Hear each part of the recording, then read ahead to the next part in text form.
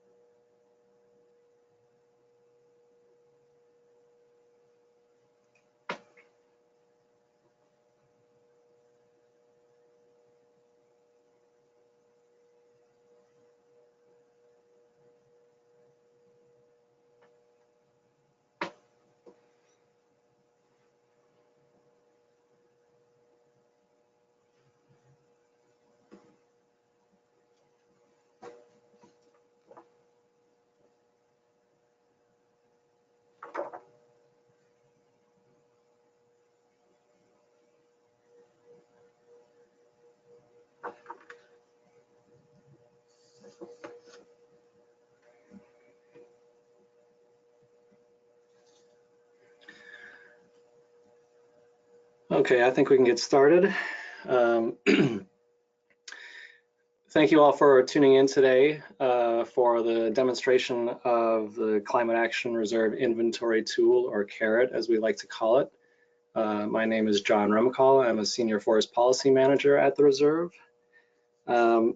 For the demonstration today, I'm going to be assuming that everyone that's participating is at least somewhat familiar with the Reserve and with our forest protocol. So what I want to do is really focus on CARIT and what it can actually do during this demonstration. So if you want further information about the Reserve or about our forest protocol, you can go to our website and there's plenty of information there for you to browse.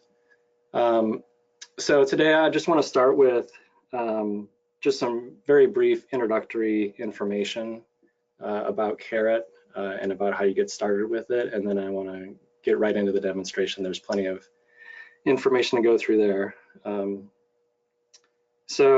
as we're going, I should note too that you can, any questions that you have as we go throughout, you can enter into the questions box or the chat box on the GoToWebinar dialog on the right, on the control panel on the right side of your screen. And you can do that at any time. We'll probably wait until the very end to take questions and answer them. And we'll also open up the audio at that point. So if you'd like to ask a question over the audio, you can do that. But feel free during the actual demonstration to enter in any questions as you think of them, and we'll try to get to everything at the end.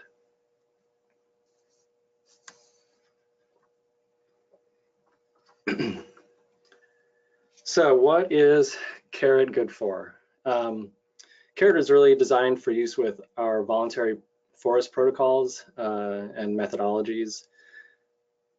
It is a tool for managing your carbon inventory, for calculating your carbon stocks from raw inventory data, and for growing tree data forward for inventory updates. And I should note that growth is performed using the Forest Service's FVS, Forest Vegetation Simulator software. And that software currently doesn't cover Hawaii. So for now, if you have a project in Hawaii, you'll only be able to calculate the carbon stocks from any entered data. But we are working to incorporate a way to grow data for projects that are in Hawaii. But that is forthcoming. CARIT was designed to be as accessible as possible. So it's a Microsoft Access database tool. The only extra software that you need besides Access is the Forest Service's FVS software, which is available for free from the Forest Service on their website. And the tool is really designed to be user-friendly so that landowners could manage their own inventory and wouldn't necessarily have to go to someone with specialized expertise in the carbon calculations and modeling. The tool is also designed to work in harmony with our standardized inventory methodology, which is a pre-approved inventory design that's optional for use by project developers. And is really intended to streamline the verification process. And the details around the standardized inventory methodology are available on the Reserve website if you're more interested in learning about that. CARIT is compatible with our forest project protocol, starting with version 4 and now with our new version 5 as well. It is also compatible with our forthcoming mature forest management project forecast methodology under our Climate Forward program.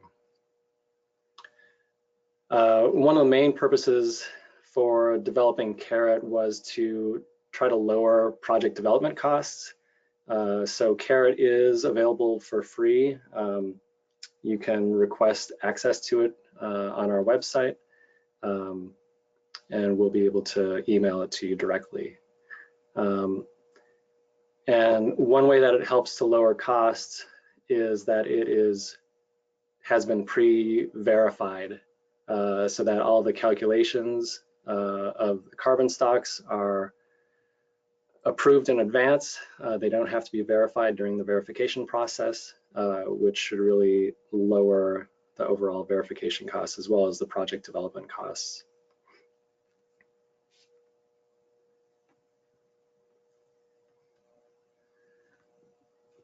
Just to highlight a few things for getting CARIT up and running on your system. Very few system requirements. It needs to be run on a Windows machine. You have to have a version of Microsoft Access that is capable of reading the ACC/DB file types.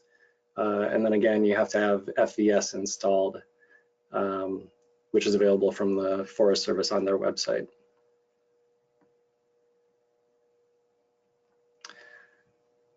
CARIT would be sent to you in a zip file that contains the following files. The first one, the CARIT v1.0, is the tool itself. There's a CARIT FVS file, which is used to link the tool to FVS and perform some of the growth functions.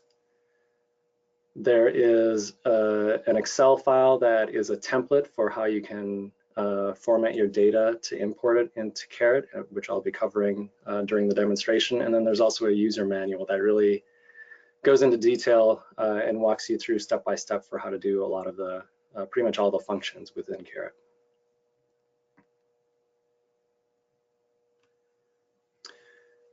And I want to provide just a few tips for making sure when you do put CARIT on your system that that you get it in place in a way that everything will function as well as possible. And one thing we've noticed is that FVS can be sensitive to where your files are located on your system.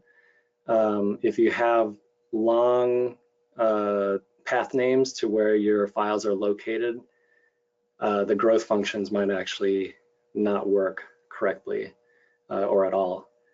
And so we recommend installing CARIT just directly on your C drive at the lowest level. If you can just make a folder right directly on your C drive and put all of your files in there that you need.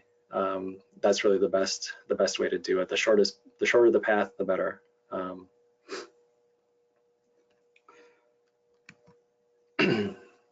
And with that, I will start the actual demonstration of CARIT. But before getting into that, I do want to note that CARIT was developed via a conservation innovation grant that was provided by the USDA NRCS. So we are very grateful to them for providing that funding to get this tool developed.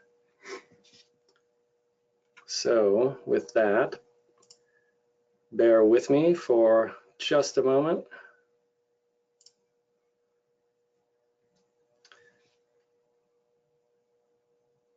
So I have CARIT opened here.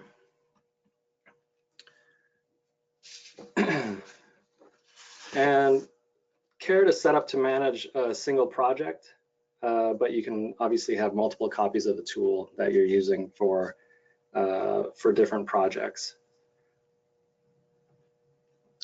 This is the main dashboard that will come up. It has most of the controls that you'll need to either get into the data for the strata, the plots, and for the trees. It also has some of the functions, the main functions of calculating your carbon stocks from the inventory data, growing your trees forward, as well as a panel over here that has different reports that you can spit out once you have calculated your carbon stocks. And then lastly, in the lower right here, there are a couple of settings buttons where you can change some things. And so I'll be going through pretty much all of these things here as we go through the demonstration.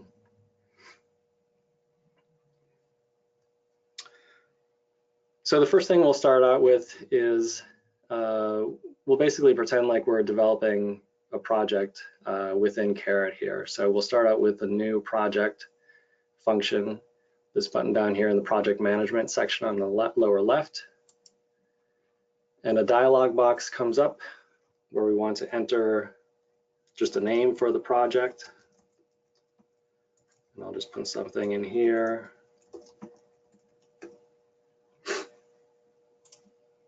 And as you can see now, there's a name and a description as I've entered it at the top of CARIT here.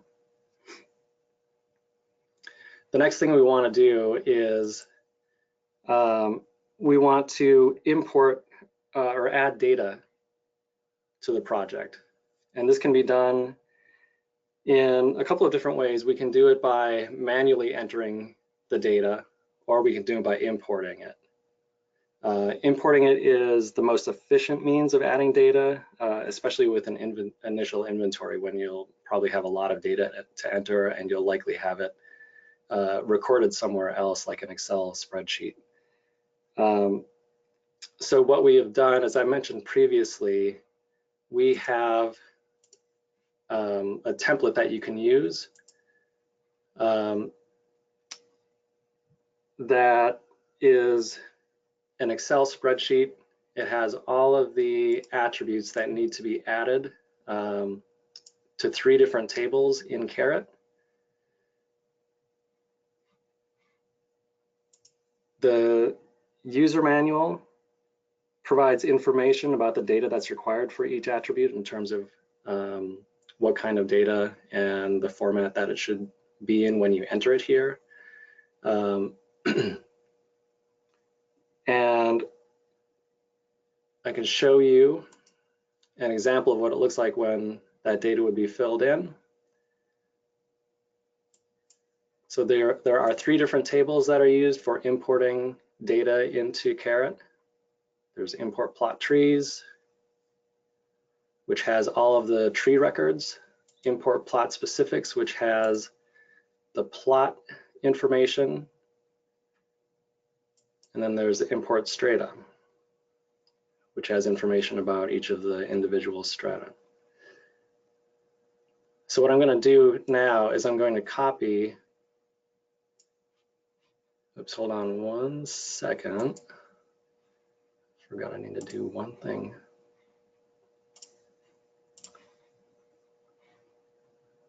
Bear with me just one moment. Okay, so what I'm going to do here is I'm going to copy this data over, and what you do is for the time being, you have to copy and paste the data into CARIT. So I'm going to copy the data from the import strata form.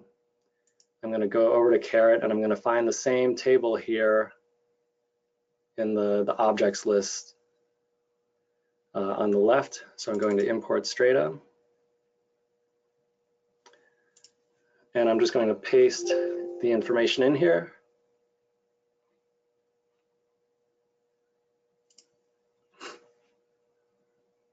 And I've already pre-populated these other import tables, the import plot trees and the import plot specifics. It contains the same data that was in the spreadsheet that I just showed you. So now that I have those populated, I can go to the import from tables dialog here, and I'm going to select the name of the data that I want to enter, the North Coast example here. And that brings in all the data. And you can see on the dashboard here, it lists all the strata, it lists the plot year, and it lists all the plot numbers. And if you toggle between the different strata here, you can see the plot numbers change. And so with that, we've successfully brought in our imported data. And you can also look at some of these other forms where you can view and edit the data. If you click on the strata button down here, it brings up the strata acres form, and you can see these are populated. If we click on the add and edit plots button in the middle on the upper end, it brings us to the plot design and attributes form. And you can see again that there are a bunch of plots with attributes assigned to them. And if we click on the add, edit, and edit trees button here, it brings us to the tree list for the plot that is selected. And you can see there's a bunch of tree data entered in here.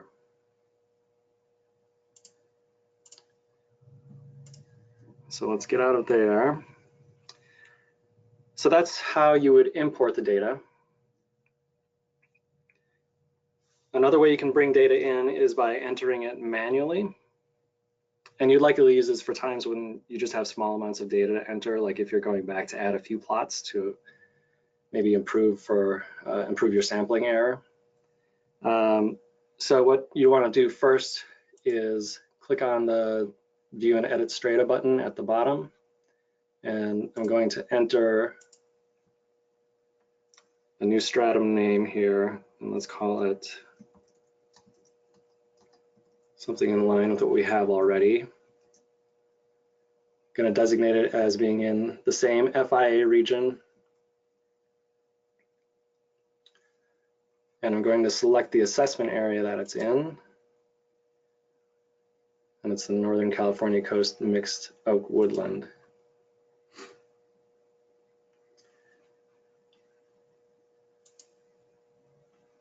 And we'll say it's a 50-acre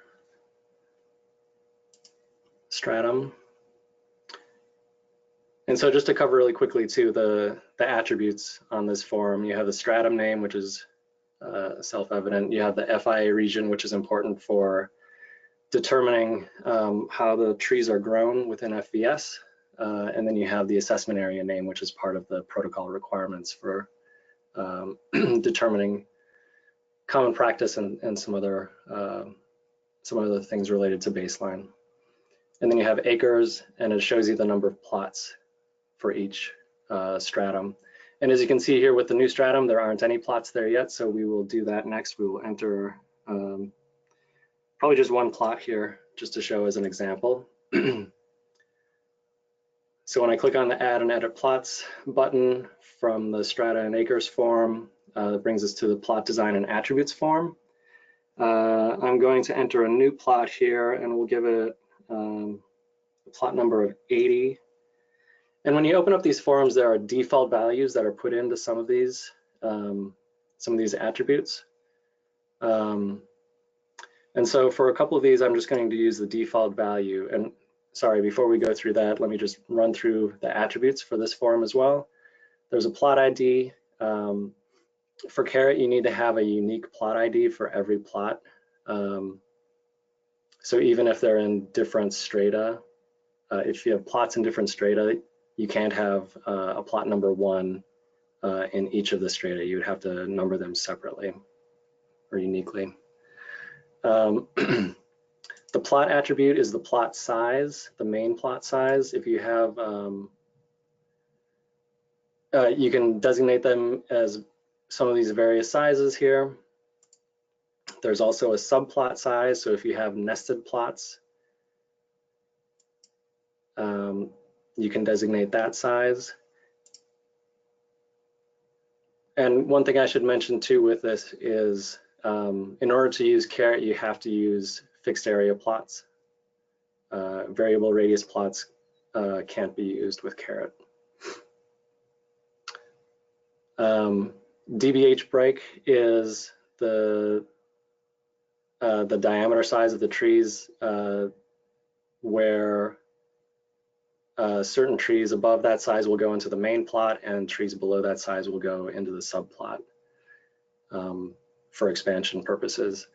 Then it has the plot date for when the plot was sampled. There's a plot status attribute, which just designates whether you're entering data that was sampled on the ground, whether it was copied from another plot within CARIT, or whether it was grown forward in CARIT. There are disturbance types that you can designate as well if there happens to be a disturbance that affects the plot. There's site index, which is the number, a number that you would enter along with the site species. And then you can also put in the cruiser's names or initials. You can put in the slope of the plot, aspect, latitude, longitude, and then there's an option here for omitting plots, and we'll go over that a little bit later in the demonstration. So for now, going back to entering the plot data here, we're entering a new plot number 80. We're going to use these default plot sizes along with the default DBH breaking point. We'll use today's date as the plot date. And it was cruised, it's new sampling data that we're entering. There's no disturbance that that happened on the plot. Let's go with a site index of 80.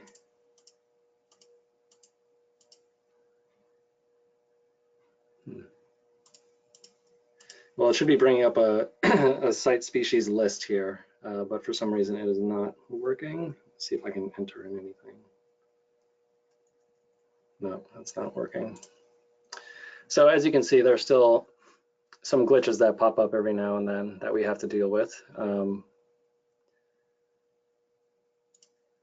But I think we can move on here and it shouldn't matter.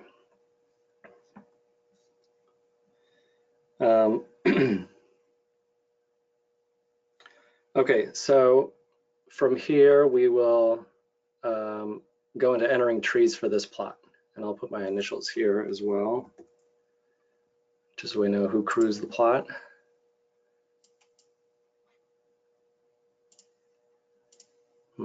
It's not liking that.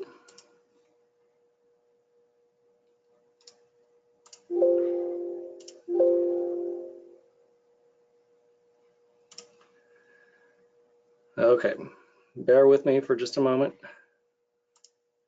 and try to do some troubleshooting on the fly here and see if we can get this working properly.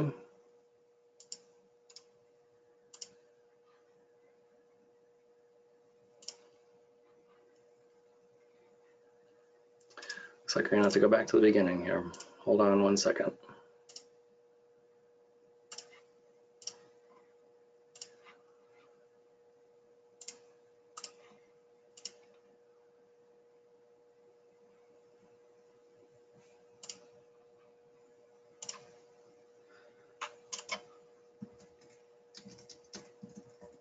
We'll enter in the same data as before.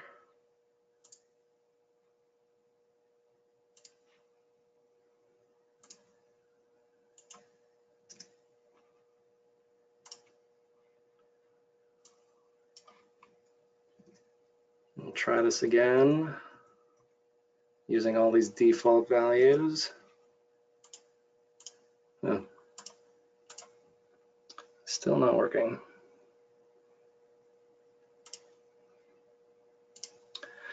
Okay, bear with me just a little bit longer here.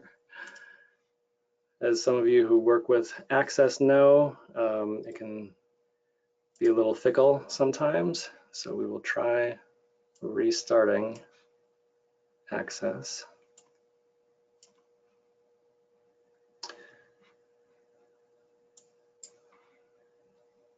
And you can see that it does actually show the strata for the stratum for low carbon oak as being entered.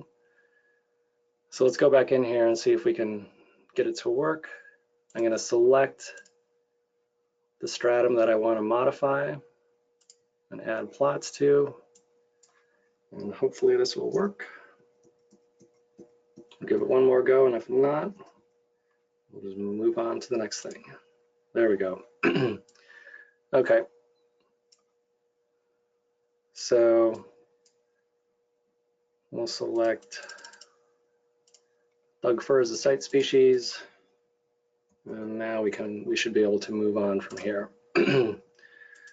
So apologies for that slight hiccup. Now that we've entered the plot attributes, we can enter in the individual tree data. So we'll start out here. Again, there are a number of attributes that you can enter. A few of them have default values already entered in place, but we have a tree number, which you would designate yourself.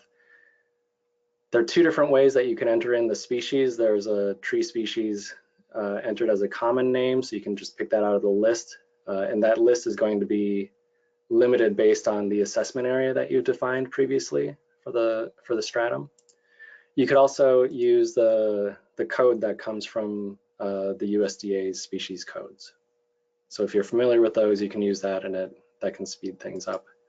There's also a DBH field for the diameter of breast height, the total height, merchantable height.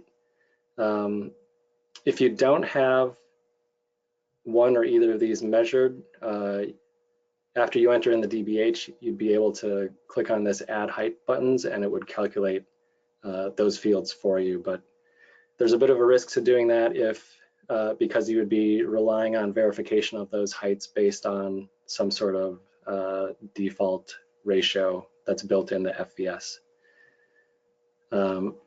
So typically you'd want to enter in measured heights here.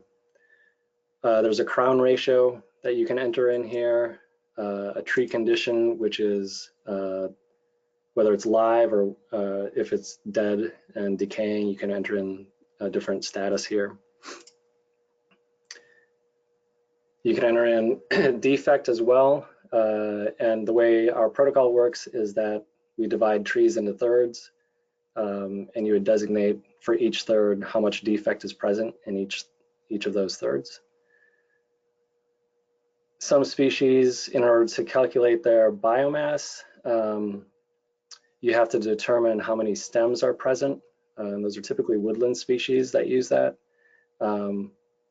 More often though, you'll just be using a species or you have species that don't require that you indicate how many stems there are, or there will just be one stem. So this will be pre-populated with one, and you can change it if necessary. The values here to the right, the trees per acre, basal area per acre, and board feet per acre are all calculated. So once you have your data entered, you can click the compute button and it will calculate those values for you. Okay, so let's enter in some trees here. We'll say the first tree is a tan oak, and you can see once I start typing that it will start filling in the information for you. So if you find what you need before you are able to type it all the way in, you can just hit tab and move on. And it will designate the species code if you're using the common name, or if you use the species code, vice versa, it will fill in the common name for you. So let's say we've got a tan oak that's 8 inches in diameter with a total height of 50 feet.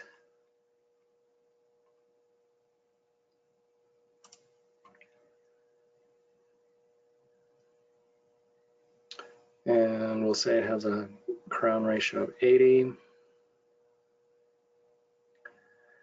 We'll say it's live, and there's no defect. So we'll move on to the next tree. For the second tree, I'll use the species code to show you how that works.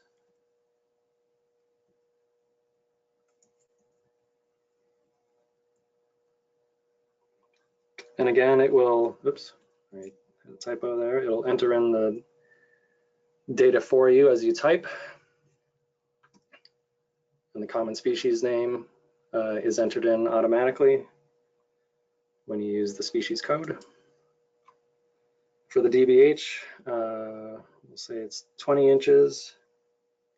We'll say it's 115 total feet in height. We'll say it's a snag with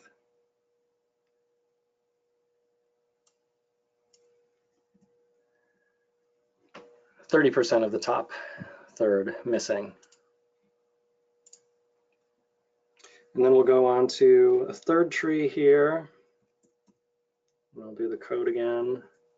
Another tan oak with a DBH of 5, and let's see, let's have a height of 30, and we'll just tab through with the defaults here.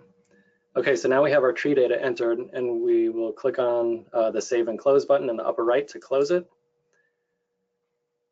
And we get an error message that pops up, which shows us that it tells us that there is some error that's outside of the bounds of what's allowed in CARIT.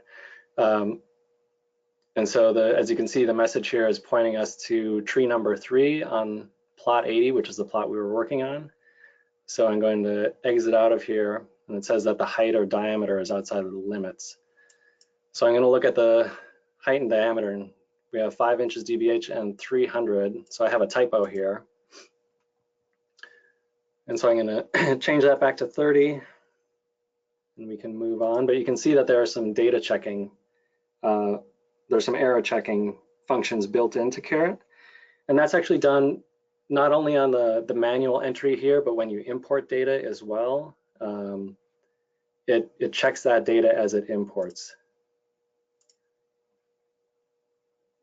And you would find those errors from importing in this import errors table. And you can see there weren't any errors that came through with the data that we imported, but that's where you would find any errors. And those errors are defined in one of the settings dialogues. If you go to the data checks button in the lower right, and we open that up, you can see that it has different species groups listed on the far left. And then there are DBH ranges in these next 2 columns. And for each of those DBH ranges, it specifies what the minimum and maximum height can be associated with those DBHs. So when we're looking at the tan oak, I forget exactly which species group it's a part of, but let's say it's part of the hardwood, and we had a 5-inch DBH tan oak, and I specified, I had a typo where I specified that the height was 300, and you can see that the upper limit for the heights for that species group is 70, so that's why we got the error in that. And then also in this dialog, it specifies the default merchantable height as a percentage of the total height. So that's something you can modify for each of the species groups and for the DBH classes as well, if you want to. Okay, so now that we have our data entered for our project from an initial inventory, let's go ahead and calculate our carbon stocks. So normally, if someone was developing a project on their own, they'd have to go through and they'd have to interpret and apply the volume and biomass equations that are required by the forest protocol. And then they'd have to check and make sure that all the calculations were working properly. And then they'd have to go through the verification process to see if they were really working properly. So CARIT has all of those calculations included. And as I mentioned before, they're already validated or verified. So once the inventory data is entered, the carbon stocks can be calculated with just a simple click of this Calculate CO2 button. And the data that is output is essentially pre-approved. So I clicked on that button, and it will typically take, depending on the size of your project, how many plots you have, the total data that you have, it'll take a little while to actually crunch those numbers. But as you can see, once it's done, it automatically produces a report that indicates the the amount of carbon in each of the strata.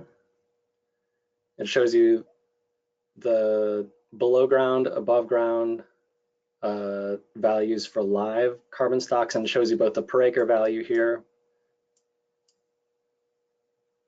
on this line, and it shows you in thousands of tons of acres in this second line in each group. So it shows you below ground, above ground, and total CO2 stocks for live trees, the below ground, above ground, total CO2 stocks for dead trees, and then it shows you the total below ground, total above ground, and total CO2 for both live and dead together for each strata. And you can also see that for each stratum here, it indicates the name, the assessment area that it's associated with, the number of plots, as well as the number of acres.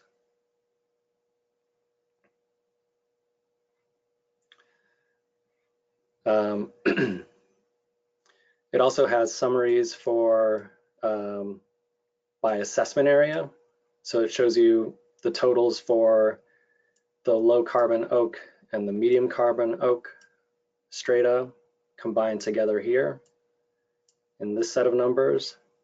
And then and those are all under the Northern California Coast Mixed Oak Woodland Assessment Area. And then it does the same thing below for the strata that are associated with the Northern California Coast Redwood Doug Fir Mixed Conifer Assessment Area.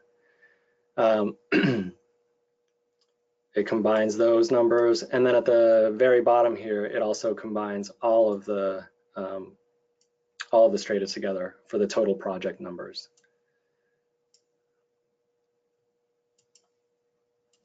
And with this report and with all the other reports, I'll just point out this export to XLS button at the bottom here. And if you click on that, it will basically just produce an Excel file that contains a table with all of this same information in it. So you can access it that way if you'd like to.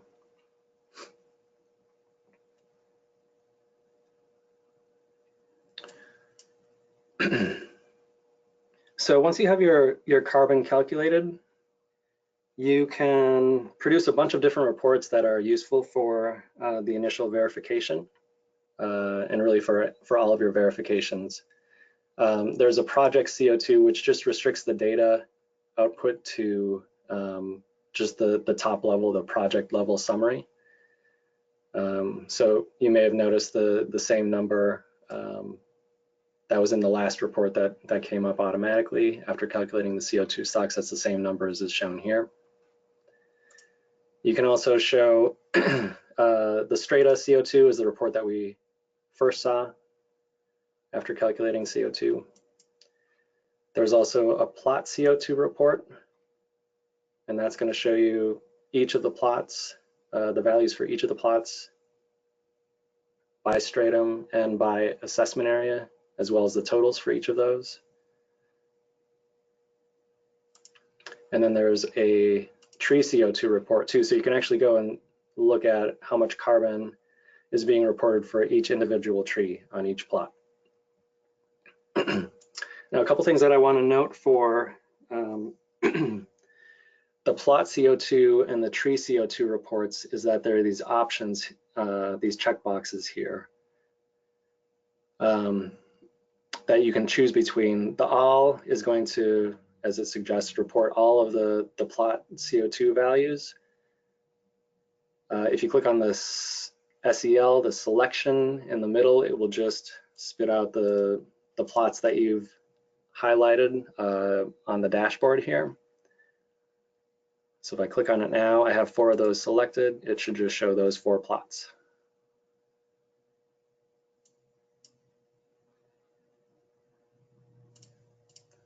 Deselect those. And then there's also a random, an RDM random option. And if you select that, it will produce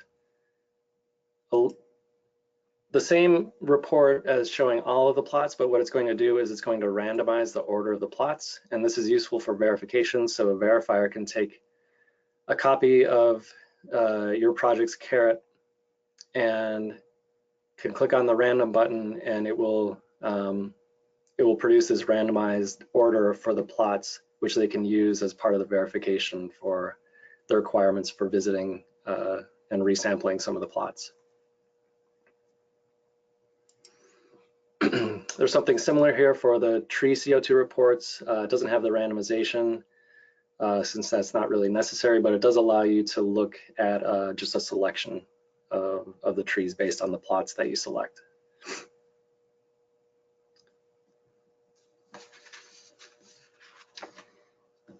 A couple of other reports that I want to point out here is the confidence statistics report. As you probably know, it's required to calculate the confidence statistics at the 90% confidence level, and that has an effect on whether or not there is any kind of deduction applied related to the confidence in your inventory. And so what this does is it automatically does those calculations for you, which simplifies things quite a bit. It provides the numbers by strata as well as the total project sampling error as a percentage of the mean. Another report that's useful is the species diversity report. There, the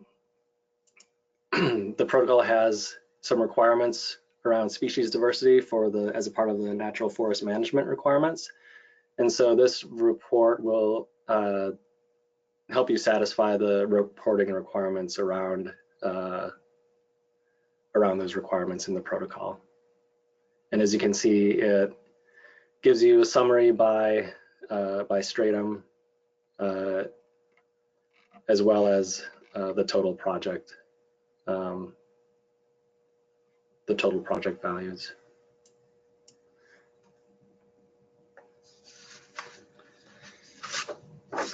So now that we have 1 year of inventory data calculated, we want to show how you can actually update your inventory and manage your inventory over time. So what we're going to do is we're going to add a new year so that we can attribute additional data to that year. So what I'm going to do is, as a part of an inventory, we went out and we measured some additional plots. So I'm going to add, and we measured them in this medium carbon redwood stratum. So I'm going to select that stratum here, and I'm going to click on the new year button under the year and plot management section here on the dashboard. And I'm going to enter in 2020 as the new plot year.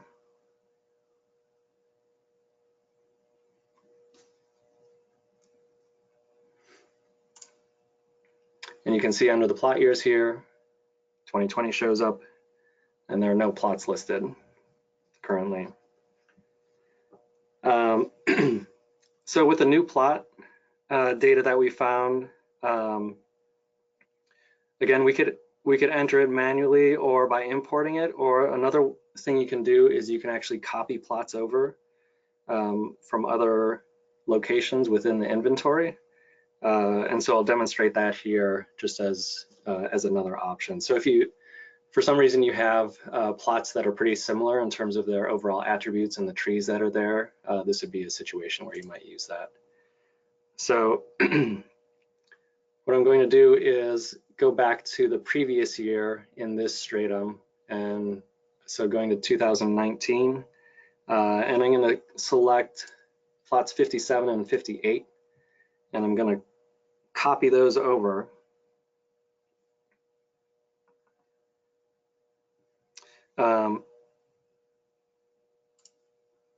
And what it's asking me to do when I hit the copy plots button is it asks me to specify which year I'm copying them into. So I'm going to change that to 2020. Click OK.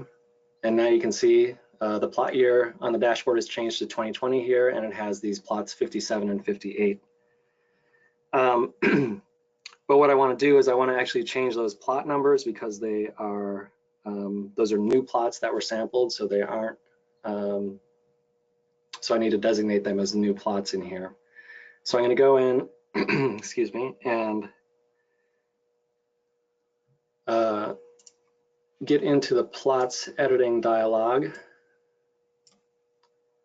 Oops. Skip the step here. I need to select the right stratum here. So here you can see those plots that were copied over with plots IDs 57 and 58, and you can see under the plot status here that it lists them as being copied. So what I want to actually do here is I'm going to change the plot IDs to, let's say they're 59 and plot 60. And because they were sampled, I'm going to change their plot status to cruised. Everything else is going to stay the same in terms of the plot size, subplot size, DBH breaking point. We'll leave the plot date as being something new, and you can see that it's in 2020 when it was sampled. So we will save this, and actually we'll go in and enter trees. So let's start with plot 59. And so these are all the trees that were on that plot number 57 that we copied over and made into plot 59. So what I'm going to do here, this plot ended up miraculously being pretty similar to plot 57, except one of these redwoods is actually a Douglas fir in the new plot. So I'm going to change that over. And one way you can jump between different plots instead of going back to the previous dialog and then coming back into this form is that there's a drop-down menu here on the upper right, and you can select a plot within the same stratum that you can jump to. So I'm going to go right to plot number 60. And again, the same thing happened here. This data was somehow almost identical to what we had for plot number 58 in the previous year. So I'm going to accept one of the Doug firs this time was actually a redwood. So we'll change this here to a redwood. And we'll exit this. We have all of the changes that we need.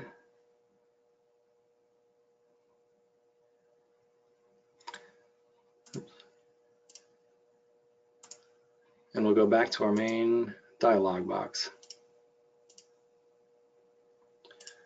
So as you can see, if I select all these different strata, there aren't any other plots listed for the year 2020, just for the plots that we copied over. So now what we want to do is we actually want to grow the data to update the rest of the data that we didn't sample again this for 2020. So all we have to do for that is we click on the Grow Trees button. And before I do this, one thing I want to point out is the way CARIT works, as I think I mentioned at the beginning, is it is linked to FVS, and it's linked to FVS via a separate database file. And so in order for that to function properly, that separate FVS database file, access file, needs to be in the same directory, or you need to at least point CARIT to that FVS file. And the way you do that is by going into the linked table manager. If you go to the external data tab at the top here, and then go to the linked table manager, you'll bring up a dialog box, and this will look different depending on which version of Access that you're using. And there are instructions in the user manual if you have a different version of Access than what I'm using right now. But what you need to do is you need to point the data source information here to the correct location. So I'm just going to check this here and kind of walk through the process for doing that. It's pretty straightforward. You select just the single checkbox, and within that there are a bunch of different tables that it's looking for, but I'll hide that for now. And I'm going to click on this relink button. And then I need to go to where I have the file located. And it's this CARIT FVS file. And so that's in the same directory as the database, as the CARIT copy that I'm working on right now. So I'm going to click OK. And then it's going to go through each of the different tables that it's looking for and make sure that you have the right name entered. And all of these will be entered properly, so you just need to go through and click OK. And there's a whole bunch of them. All right, so now that we have linked that properly, if we go back to the dashboard here, if we click on Grow Trees, we're going to specify when it's being grown to, and we're growing it to 2020, which is the new year that we're updating to. And we'll click on the OK button. And this window is going to pop up, and again, depending on how much data you have, that'll sit there for a while. The more data you have, the longer it'll sit there, and that's basically CARIT kind of doing all the calculations in the background with FVS. Once it's done, you'll get this this message box coming up, and as soon as that command console disappears, then it's okay to click OK and get out of here. And now you can see that all the plots for each of the strata have been populated. And going back to this medium carbon redwood, you can see it has the original plots 51, 54, 55, 57, 58, plus it has those two 59 and 60 that we grew forward, or sorry, that we added in by copying.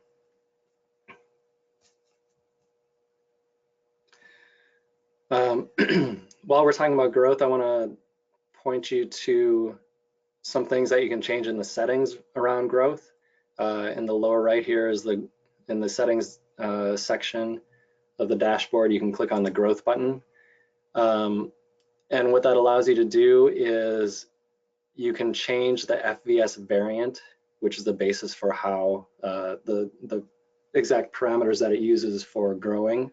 You can change that if for some reason the one that is set up as the default isn't appropriate for your project.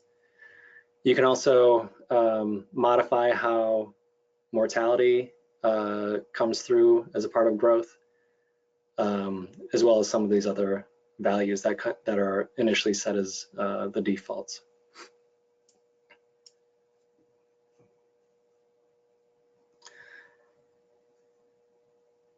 Okay, another feature that I want to share with you here is that is how you can omit plots from the inventory.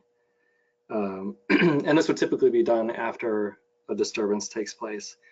So starting with version 4.0 of our protocol, we allowed for up to 5% of all the plots in the inventory to be omitted from the calculation of the carbon stocks if there's a disturbance, a natural disturbance or a harvest. Excuse me. And that's to provide a little bit of flexibility to the project owners and allow them for some additional time to resample an area that's been disturbed. The catch is that any plots that are omitted can only be omitted for one reporting period. So after that time, they'll either have to be, those plots will have to be resampled or they'll have to be removed from the inventory. So if we consider an example where maybe there was a large wind throw event that occurred and not all of the plots that were disturbed could be resampled, we would want to omit some of the plots in that situation. So to omit that, we would simply need to go into edit the plot attributes. And this can be done in a couple of different ways. If you want to do several plots all at once, you can do that by going into the strata dialog and then clicking on the Add and Edit Plots button to go to the plot design and attributes form for the strata that you are going to be omitting some plots from. Or you can also do it from the tree data dialog. So you can see here at the very far right of the plot attributes, there's this omit plot from calculations. And it's either true or false, so you're either going to omit them or not. So for this example here, we're going to say that plots 1 and plot 3 are going to be omitted from the inventory. And before I do that, I'm going to step back here for just a second. And I just want to point out that you can see that there are 12 plots included in this stratum. I'm going to go back in here and I'm going to omit plot 1 and plot 3.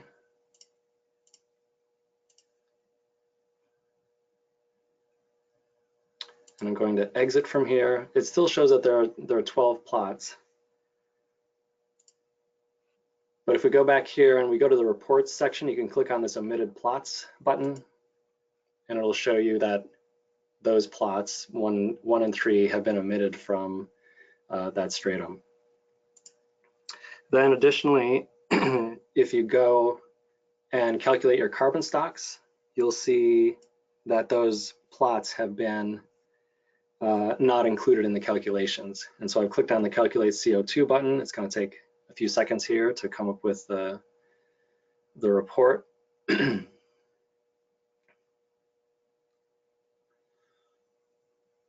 Okay, so now if we find this high carbon redwood stratum, if we look over here at the number of plots, it shows that there are 10 plots included in the calculation. So you can see that those 2 plots are not considered when calculating the carbon stocks for that stratum.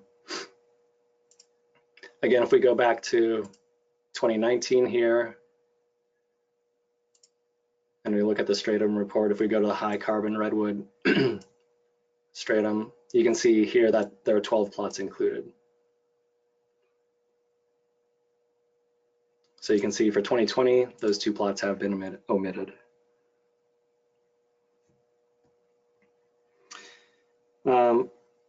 All right, and then one last feature that I want to show is how you can move plots between different strata. And so this is something that might happen when a stand's conditions change, so that that stand and the plots it contains are better aligned with the different stratum. And that might happen when you have a disturbance including harvest, or it might just happen as a result of ongoing growth. So if we go back to our wind throw example again, we can reassign plots in the disturbed area to a new stratum using this reassign plots button down here. So what I'm going to do first here is I'm going to create a new stratum here. I'm going to call it,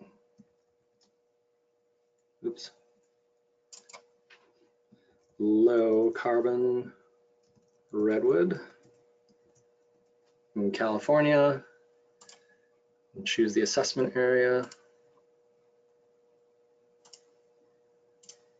And we'll say the disturbance was an area of 20 acres. So we're going to subtract that same 20 acres from the high carbon redwood stratum that it came from originally.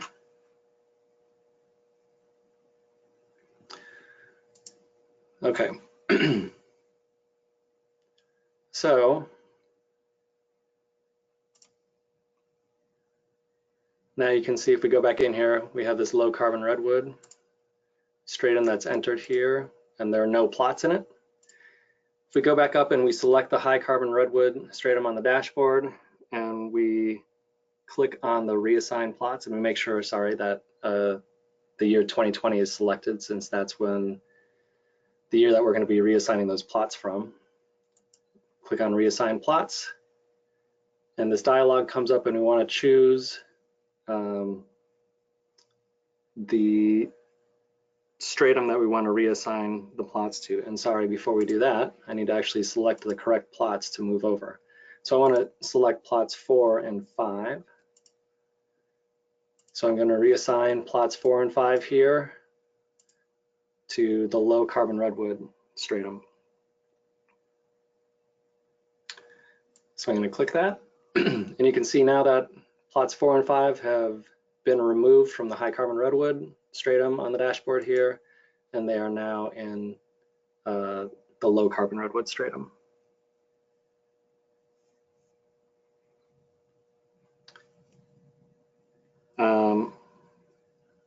And again, when you do that, you'd want to go in and sorry, let me go in this way. I'm going to select one of those plots, and I'm going to go into this dialog, and you would change it. We would say that this is cruised, since we're entering in new data. And then we would remove all the trees that are no longer there after the disturbance. So we'll say that just the little one survived.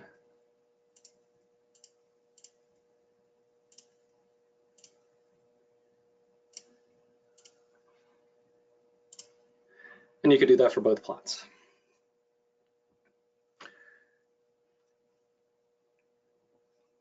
And then after fully updating your inventory, again, you could calculate your total CO2 stocks, and you'd be able to produce all the same reports that we've been through before. And with that, that actually concludes all of the functions that I wanted to share with you today. So I will open it up for questions. If there are any questions, I'd be happy to field them. And perhaps there have been some that have come through already on the questions or the chat dialogues. Yeah, John, looks like we're a couple minutes over time right now. So I think a couple of the questions looks like, unfortunately, the asker has left the webinar, so we can follow up with them offline. Okay. But if anyone has a question and has a few minutes to stick around, please feel free. One just came in. Can you enter a specific date for a plot rather than just a year? Yes, you would be able to enter the specific plot, and that would be, hold on, let me get to the right place here. And then I guess more specifically, I guess rather than just entering the plot, when you grow the trees forward, can you grow them forward to a specific date? Okay. You can enter in the plot date as a specific date. However, at the moment, CARIT grows it forward not to a specific date. It will grow it forward a year, basically. So you don't have any, there's no flexibility built into CARIT at the moment. However, that is something that we intend to incorporate in a future update to CARIT. And then a question that came through earlier regarding omitting the plots, wondering whether you should have been omitting the remeasured plots at that time.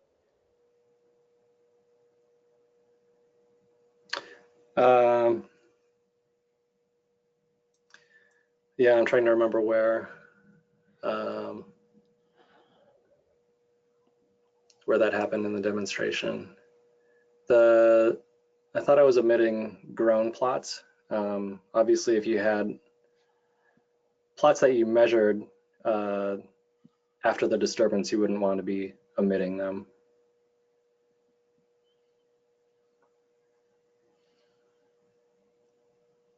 Oh, they're elaborating on the question because you grew them and updated them, but then also entered them as remeasured.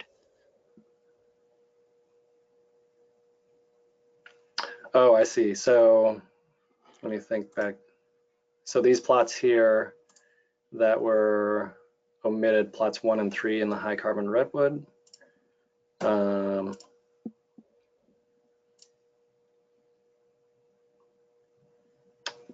So I guess I'm not sure because they're showing up here as grown, but they're being omitted. So I guess I'm not sure. I'm a little confused by the question.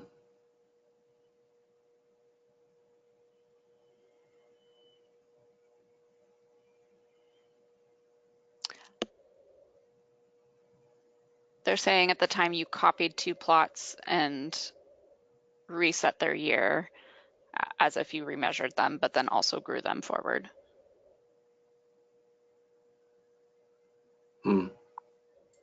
Maybe we can follow up offline on that. Yeah.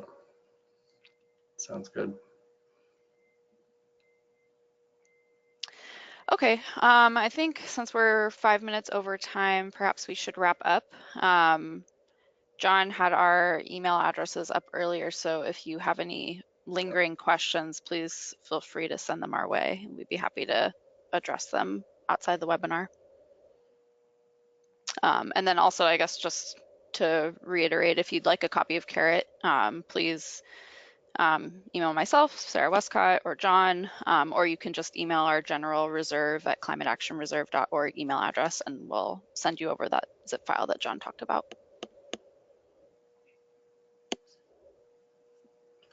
Great. All right. Well, thank you everyone for attending today. Appreciate it. Thanks, everyone.